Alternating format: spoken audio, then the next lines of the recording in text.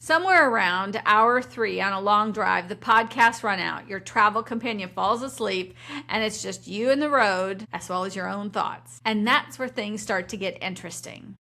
In your regular life, even in retirement, most of us build routine pretty quickly. The brain loves to know what's coming next.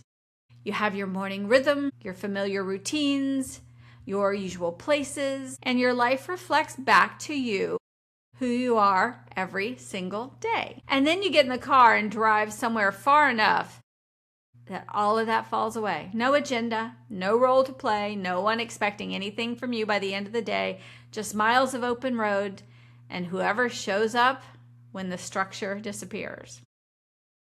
Here's what I've come to believe. That person, the one who shows up in the quiet miles, is often closer to the real one than the person who is managing a calendar back home. A road trip is not really about where you're going. It is surprisingly an honest mirror.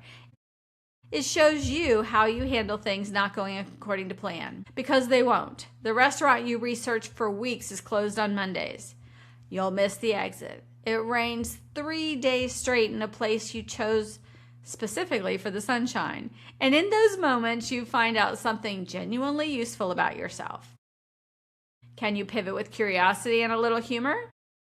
Or does deviation feel distressing? Because how you handle a closed restaurant on Monday is actually a pretty accurate preview of how you'll handle bigger surprises as the chapter unfolds.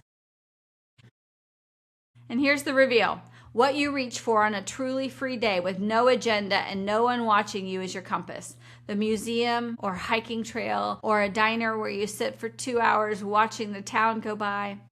Whatever you choose when nothing is required, that's information. That's the real you pointing towards something that matters. In retirement, learning to trust that compass is one of the most important things you can do.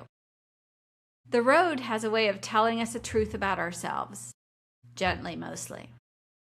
Occasionally, though, a closed restaurant on Monday will happen. Either way, it's worth the trip.